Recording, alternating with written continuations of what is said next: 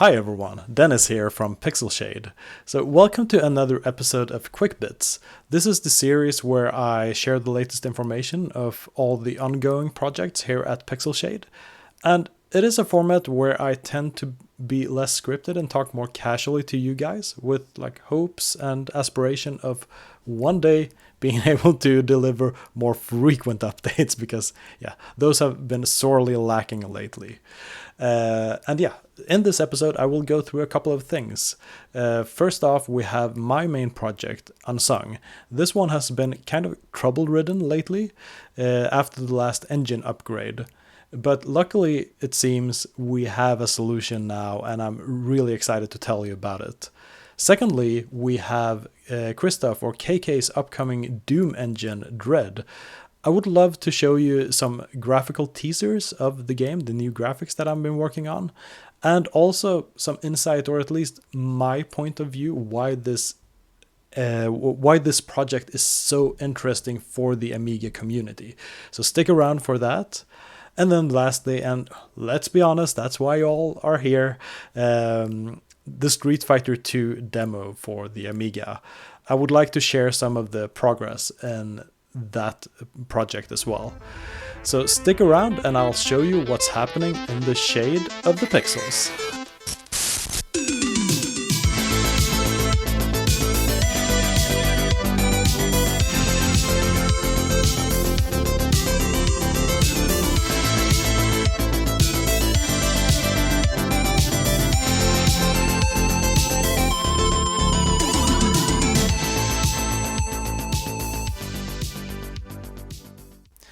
Okay, so this video is a long time coming. I should have done this weeks ago or even months ago. And well, first of all, I would like to thank each and every one of you. There's been so many subscribers pouring in, like people commenting, liking, subscribing, all of that stuff. I'm used to having like 120 subscribers, 350 views or something on each of my videos. Perhaps I gain a subscriber, perhaps I lose one. That's usually how quick my channel grows. But this really hit home with a lot of people, the Street Fighter II video I did last time, and I'm super happy about it. I really enjoyed making like these quality documentary style videos, but I also realized that they take a lot of time to make. I think I spent about 1 week full time on the Street Fighter video, and I had a lot of fun making it, and I really enjoy producing something out of like real quality. I can't say the same thing about these videos, but yeah. But I also realized that I have a limit in terms of time because I'm currently working on a modern 2D adventure game.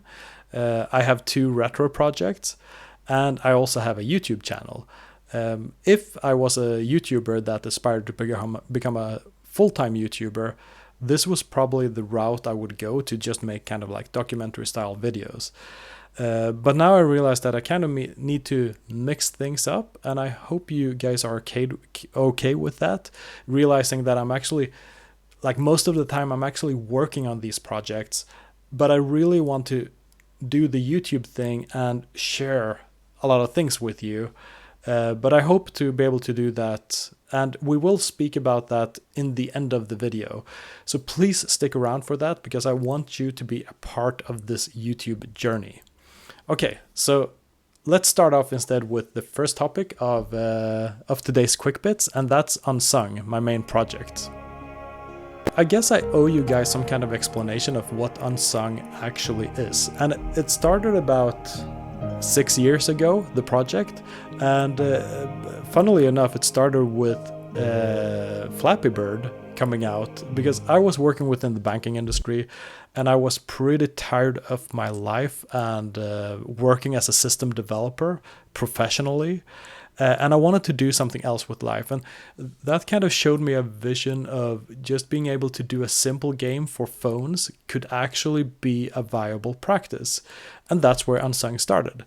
But as you can see, we are a far away from a simple mobile game, and this is actually targeting modern PCs and modern consoles nowadays with 4K, 120 hertz, all the modern rendering technologies as well. So the game has undergone several reboots since that time, and I looked at my YouTube statistics and realized that all of you subscribers who have poured in, I looked at like the age and gender of you, and I realized like 98% of you are middle-aged men. But that's good because we have the same kind of frame of reference. So if you ask me what kind of game is Unsung, then I will probably ask back, have you played Wonder Boy in Monsterland? Or have you played Wonder Boy the Dragon's Trap and Shadow of the Beast? And then I just say, combine those. Because you have this cute exterior, as you can probably see with this chubby, nice-looking round cat. But then you also have something very menacing and lurking, or nightmarish, lurking in the background. And the game also covers pretty grown-up themes about friendship, life, death, and stuff like that. And although I will still target the game for children as well, and I think it would be the kind of game that is good to play with your children if you have children yourself, because it will put some spotlight on good subjects to talk about, and yeah, I think there's something there for people my age as well, or people that love games really, and I really like the fact when you have a good response in your controllers, so it will handle much more like a retro game than a modern game. I won't prioritize animation, although I have very smooth vector animation in the game. So that's a big plus. And for those of you who don't get the reference of Shadow of the Beast and Wonder Boy, well, let's just say that it's an action adventure platformer. With an open interconnected world. Most of you probably refer to those as metroidvania games. I don't want to buy into conventions too much or box myself into a convention, because we have a completely different map system. We have a different way of building the world. Like the world building than typical Metroidvanias.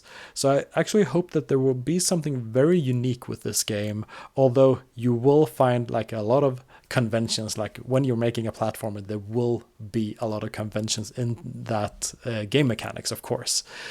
But anyway, so what has troubled this project lately is, since I did an engine upgrade a while back, it was probably, like half a year back or something, or perhaps even more, I don't remember. Big shout out to Skira, the engine developers of Construct, because the upgrade was really seamless. It took about 3 days and I got everything together. Then I continued to work on the game and everything seemed fine. But then I realized that some of the plugins weren't working correctly. But that was fine as well, because it was usually just effects and stuff that I could replace with other effects within the engine. And then I continued working even more on the project to a point where there was no way of returning to the old project anymore.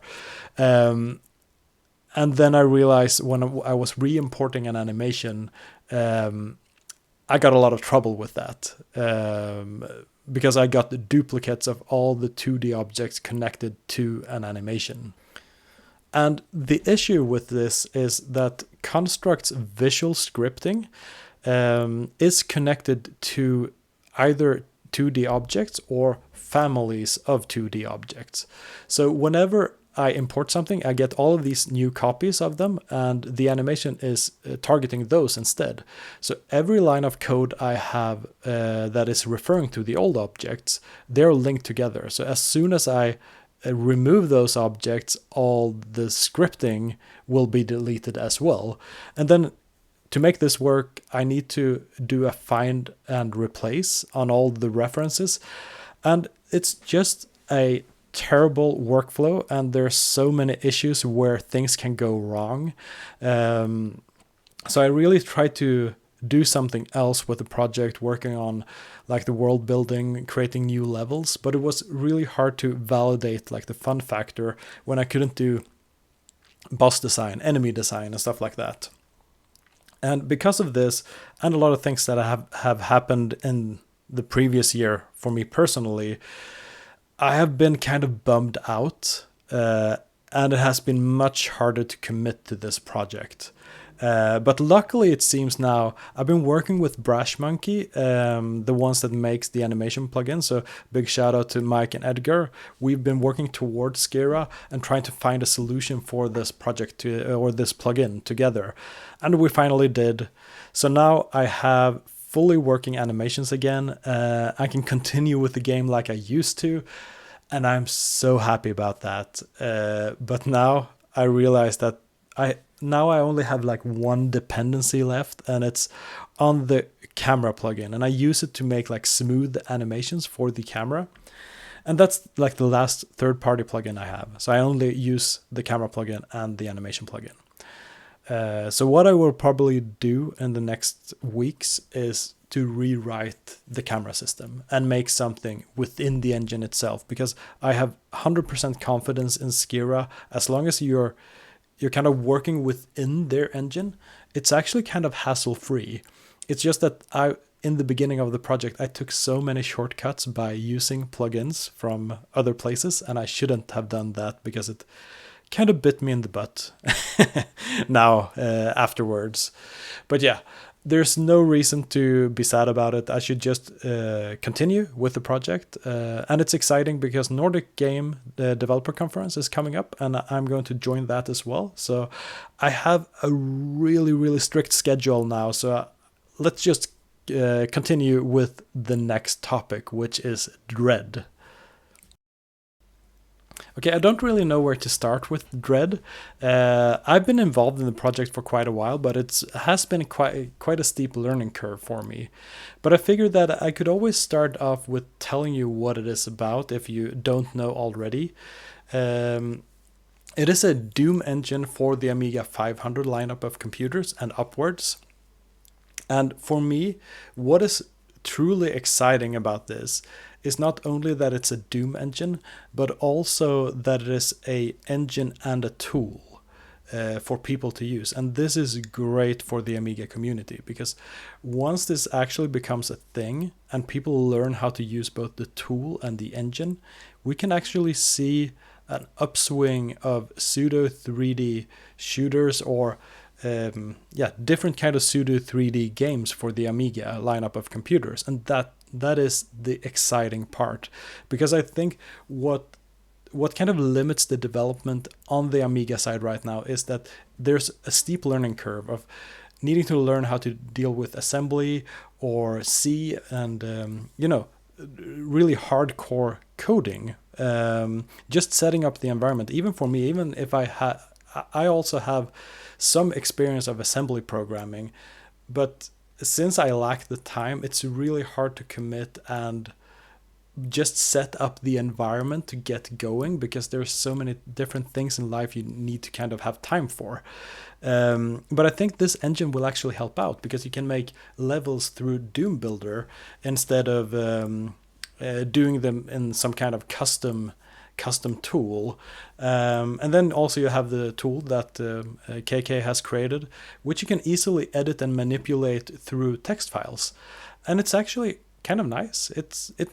Everything makes sense. It's well documented by KK, and I'm excited where this can take the Amiga community.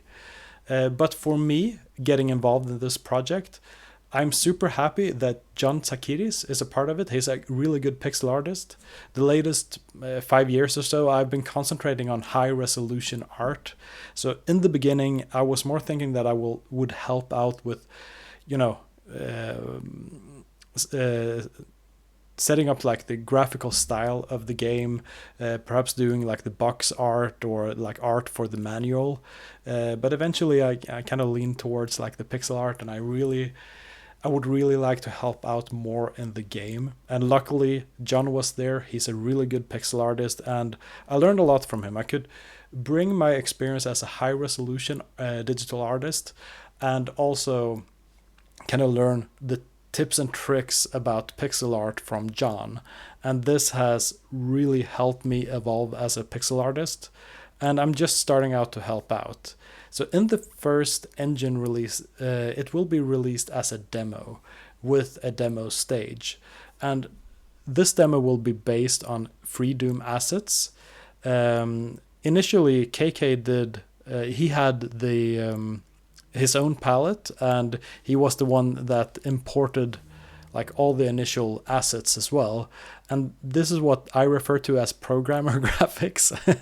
And we have an episode in KK's channel about how John wanted to upgrade everything. And it's kind of cool. Go and watch it if you haven't already. I will put a card up here for KK's channel, or a link in the description. But yeah, for me personally, having John around and learning about how to deal with the narrow pixel ratio of 1:2, and also like the limited color palettes, John have upgraded the palette to function well with free Doom assets. And we use this as a base for everything else that we create, and it's kind of cool. And this is what I will show you guys now, like the graphical teasers of what I've been working on and what I've been contributing with for Dread. So my first real asset was a Marine shotgunner. My idea behind this character was basically that I wanted to make him readable from afar, since, I mean, even though Dread is a full resolution game running at a really smooth frame rate for the Amiga, I mean, or playable frame rate, we should probably call it, I realize how important it is to be able to differentiate enemies. So the design was not based on high resolution graphics. It was more designed around the amount of pixel I had enabled for me. So I started off with making this helmet with a blue visor, because I knew that like the light blue would really shine from a distance, and it would distinguish itself quite heavily from the rest of the environment. And then I also got kind of sick of the sky just being a plain textured or a plain cloud texture. I wanted to have some more depth, so I drew some clouds and tried to make that look nice as well. And hopefully in the future we will have some kind of parallax scrolling. I've been at least talking to KK about it. We don't know how feasible it is, but it would be really cool to have a 2-layered sky background. Then Dread would be similar to Quake in terms of features on that department. But yeah, and after that I started with the next enemy, and I don't think KK has shown like the chain gunner from the free Doom, because his initial demo level only includes the shotgunner. But I really felt like this guy looked wonky, especially when it came to animation. So I wanted to create something that was distinctly or visually distinctive from the Marine, the shotgunner Marine. And instead of using like the blue visor, I used like big red eyes. And I think those would pop pretty like a lot. And he also got like a chain gun or a minigun, as well as an ammo belt. And this ammo belt is also kind of bright over his whole body. So I think it's enough to kind of making differentiate between other enemies. And I think that's really cool. So that's the main idea with those. And yeah, that's like at least a couple of teases of what's happening in Dread or what I'm contributing with. And I'm just excited of continuing, seeing where this is headed. And after the demo is released, perhaps we will discuss if we should go a different route, having a completely new art direction for the game. We don't know yet. But in the end, what I'm mostly excited about is that it's actually an engine in development that it's easy to work with for the Amiga. And that's something really awesome for that community. But yeah, let's continue to the other topic, and the one that you've all been waiting for, Street Fighter II. Yeah, well, and when it comes to the Street Fighter II demo and the video, it was just a weird time. I remember posting the video, and I don't know if I went to sleep or something, but when I woke up in the morning, I'm a part of the Titan Art Collective, and I just saw how it kind of blew up in their Discord. And it seems like it got picked up by so many outlets, like the indie retro news, and it was spreading everywhere like crazy. And I think that's why it became kind of popular on YouTube as well, because the Amiga community just grew crazy about this. Um, and the thing was, it was just a curiosity. I just wanted to make a graphical demo showcasing that, okay, Street Fighter 2 is possible. We can make it kind of arcade perfect, and try to kind of exceed the arcade in some aspects whenever we can with the Amiga. Try to exceed the arcade. That was the initial goal. But when we got all your comments, like all the kind response, we kind of really, really wanted to pursue it. And we got so many requests for people wanting to help out with music for the game, helping out with graphics. But the thing we needed most was a reverse engineer. And we've been looking for that for quite a while. The thing is, something I think people are kind of misconcepting, and I don't want to undermine the work of my colleague Neoman, who is actually, he's the brains behind this engine. He's the one who's created the engine, and the only thing that I've done really is to adapt the graphics and kind of set up the stages and the scene, and because I have the understanding of the hardware, and I also have the understanding of graphics. So I kind of wanted to bridge the gap between programmers and the art side of things. How you can translate the arcade assets in a as good way as possible to the Amiga, or at least in my opinion. And this is of course always up for discussion, because you can always use resources differently, which we can also see in the comments of that video, because there is a lot of discussion about that as well. But yeah, the thing is, we got super excited.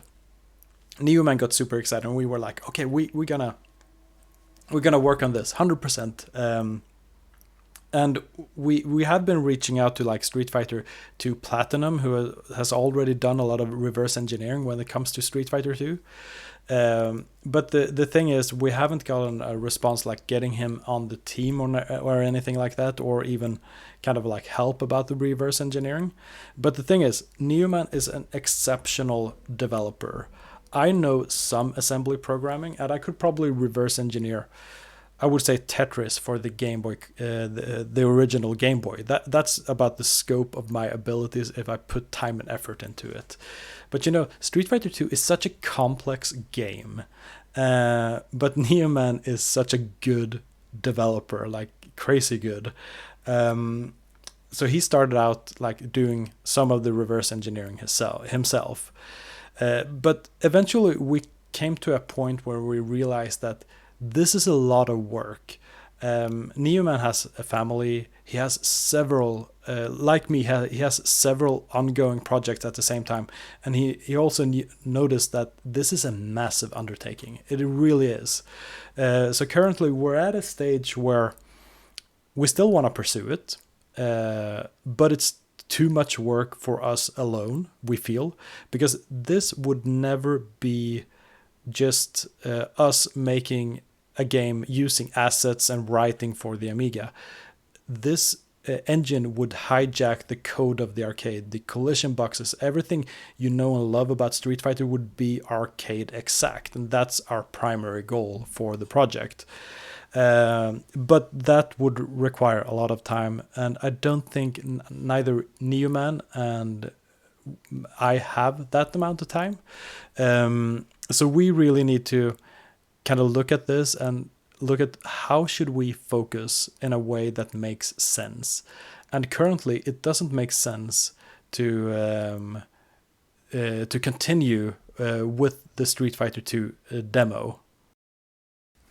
And this probably sounds super negative, and people will be like, I'm so unsubscribing directly. But it's not that we're not going to pursue it because we really want to. It's just that we realized that in our life at the time being, it's just too much work, and we're why I'm doing this video is basically putting the word out there.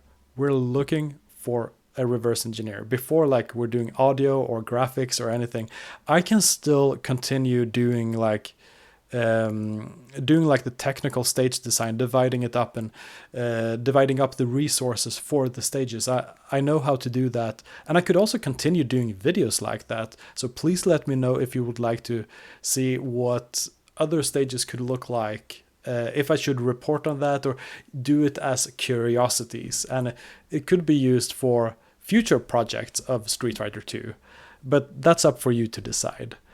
But yeah, so basically it's an open letter to the community that we really like to do this. Newman is talented, but we don't have much time. I can commit to the graphic side of things. Newman can commit to probably the Amiga engine side of things, but not perhaps the reverse engineering alone. Perhaps he can help some, but not in that capacity. So it actually greatly depends on how we can become a Street Fighter II AGA team or not. And that will be what depends the outcome of this project. But it's not closed down. I still have my folder in my quick shortcuts on the computer. And I still look forward to continue working on it. So let me know if you like to have more videos on it, because I can continue with like making new stage designs, because I know there's been like questions. Will there be 3 elephants? Yes, there will. But will there be a palm tree in Sagat's stage? Yes, there will be a palm tree. So yes, we will have kind of like arcade perfection going on, if we would pursue it and use the resources the way we intended. So yeah, that's that. And next thing I would like to continue with is really the future of this YouTube channel. I realized that this video is not really a Quickbits anymore, because it has gone on for far too long. And if you've stuck around, please stick around for a couple of extra minutes, because I'm just starting out YouTube. I really enjoy the platform. I'm a massive YouTube user. I think I follow like 100 channels. I really like the content, like the quality content that people make. I would like to do so as well, but I also realize my time restrictions. How can I work and earn money? How can I complete Unsung, my main project? How can I work on the retro project at the same time as making a YouTube channel? I need to make that feasible. So my strategy has always been to have these more casual updates in between ambitious videos. And I also think about doing like live streams. If you like to join me and talk to me and we can get to know each other, that could also be an idea, because I have streamed before and we can kind of stream games and just hang out and talk. That would also be an idea. But other than that, I've been looking into like what kind of content can this channel have, and I think like status updates like these are good. I think they are required because I'm working on so many projects and people are always asking me about what's happening on these projects. So I think it's a good outlet for that if you're interested in what I'm doing. But when it comes to more like the quality content, I've been like, okay, I can go like the route of only doing like retro stuff. But the thing is, I'm mostly experienced with the Amiga. I mean, people want me to do documentaries of the PC engine, but I don't have that much experience and it would require a lot of research. And I always want to create videos out of the things that I'm actually doing. So a couple of ideas I have is basically I'm going to... Unsung is going to have a lot of mini games. So I'm going to do a lot of, really quick game jams, getting like an arcade within the game, which is it sounds kind of crazy. Why are you making more games within a game when you should just complete it? But the thing is, sometimes you need to have an external outlet, and it's really freeing to do more simple games. So I've been thinking about doing one video that is basically how to create a video game within 48 hours. And it would, of course, be a short video, which is very concise about the whole process of making that. And then I've also been thinking about, because a lot of people I talk to, they also been saying to me, but wouldn't it be interesting if you made like a lot of motivational videos? Because I live quite a different lifestyle than most people. And when I talk to people in my close surroundings, people are always fascinated with how I reason around life. And I also realized that since most of my followers now are middle-aged men, I could probably diversify a bit more.